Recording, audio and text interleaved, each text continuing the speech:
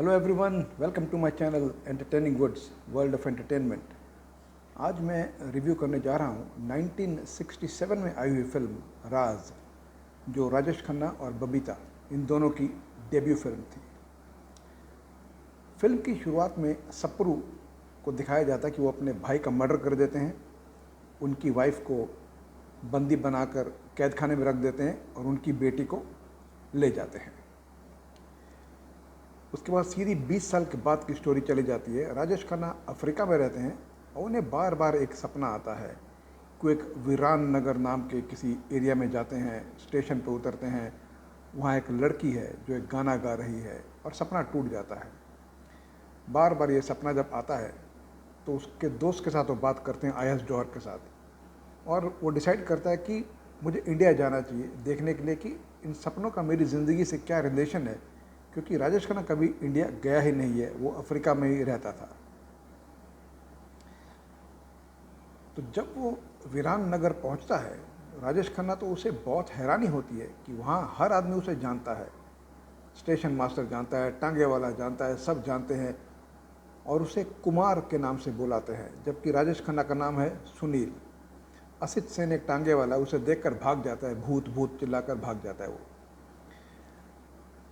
तो राजेश खन्ना के साथ समस्या ये है कि वो इस जगह पर पहले कभी भी नहीं आया है और कोई भी किसी को जानता नहीं है, लेकिन वहाँ के सब लोग उसे जानते हैं, लेकिन कुमार के नाम से जानते हैं।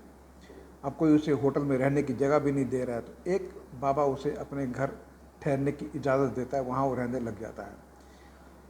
उसकी मुलाकात होती है बबीता से। बबीता बोलती है मैं तुम्हारा इंतज़ार कर रही थी। फिर उसे बताती है कि दोनों लवर थे और एक दिन अचानक राजेश खन्ना गायब हो जाते हैं, और लेकिन उसे उम्मीद थी कि राजेश खन्ना जरूर लौट कर आएगा, और अब वो वापस आ चुका है। वहाँ एक ठेकेदार है जो काम करता है, वो राजेश खन्ना को देखकर भड़क जाता है। उसके साथ राजेश खन्ना की फ़ाइट होती है। बोलता है कि लास्ट टाइम तुमने मेरी बेइज्जती कर दी थी। तो राजेश खन्ना को कुछ समझ नहीं आता है कि ये मेरे साथ क्यों लड़ रहा है। फिर राजेश खन्ना एक दिन असित सेन को पकड़ लेते हैं, जो बार बार उसे देख के भाग जाता है। तो असित सेन को बोलते हैं कि तुम क्या जानते हो मेरे बारे में। बोला कि तुम भूत हो। बोला मैं भूत नहीं, मैं तो जीता जागता इंसान हूँ। तो असित सेन बताता है कि तुम्हारी हत्या मेरी आंखों के सामने हुई है। मैंने खुद देखा लोगों को तुम्हें स्टैब करते हुए, एक खड्डा खोद कर तुम्हें उसमें दफनाते हुए देखा है। और वो राजेश खन्ना को उस जगह लेकर भी जाता है और बताता है कि ये है तुम्हारी कब्र, यहाँ पे तुम्हें गाड़ा गया था।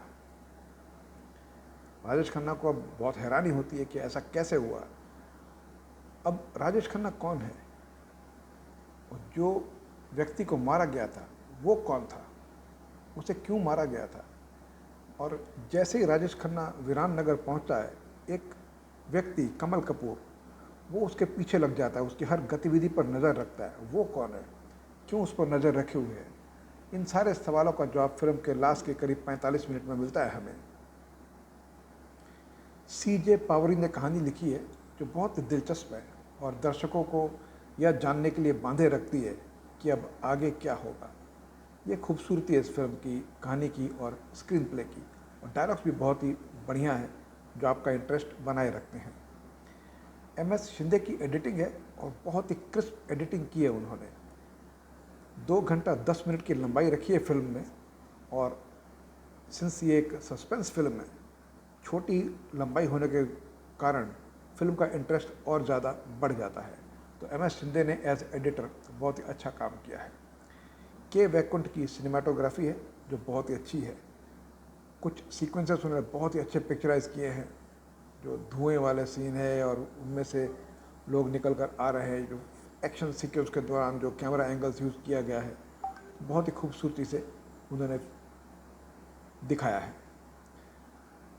इस फिल्म में टोटल 3 फाइट सीन्स है राजेश खन्ना और राहुल के बीच में, और तीनों ही बहुत ही बेहतरीन पिक्चराइज किए गए हैं, कोरियोग्राफ किए गए हैं, डिज़ाइन किए गए हैं। और हमें ये नहीं भूलना चाहिए कि 1967 की फिल्म है, उस दौरान को याद रखें, उस ईरा को याद करें, तो उस हिसाब से ये जो स्टंट पिक्चराइज किए गए हैं ये बहुत ही अद्भुत थे, बहुत ही अमेजिंग थे कि 1967 में ऐसे एक्शन सीक्वेंस डिज़ाइन किए गए, पिक्चराइज किए गए और परफॉर्म किए गए थे। तो बहुत ही बेहतरीन है ये एक्शन सीक्वेंसेस। फिल्म में टोटल 7 गाने हैं, लेकिन 2 ही गाने अच्छे हैं, अकेले हैं चले आओ जहाँ हो और दिल संभाले संभलता नहीं क्या करें। बाकी सारे गाने एवरेज हैं। कल्याण जी आनंद जी का म्यूज़िक है जो अबव एवरेज है।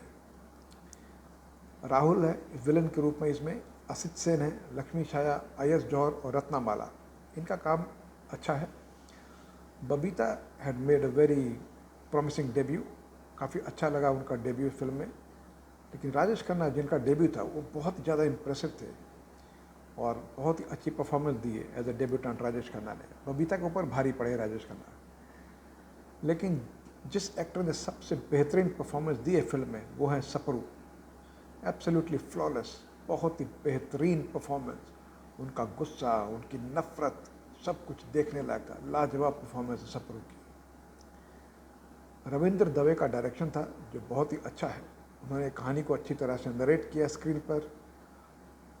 परफॉर्मर से जितनी भी परफॉर्मेंस थी बहुत अच्छी एक्सट्रैक्ट की है और लोगों का ध्यान स्क्रीन पर रहे, स्टोरी पर टिका रहे, ये दिखाने में वो सफल हुए हैं। सो ओवरऑल राज एक अच्छी फिल्म है। जिन्हें रोमांटिक सस्पेंस थ्रिलर देखने का शौक़ है उनके लिए एक अच्छी फिल्म है, उन्हें ज़रूर देखनी चाहिए। मैं देता हूँ इस फिल्म को 3 stars rating. Thank you very much for watching this video. अगर आपको ये रिव्यू पसंद आया है तो please press the like button.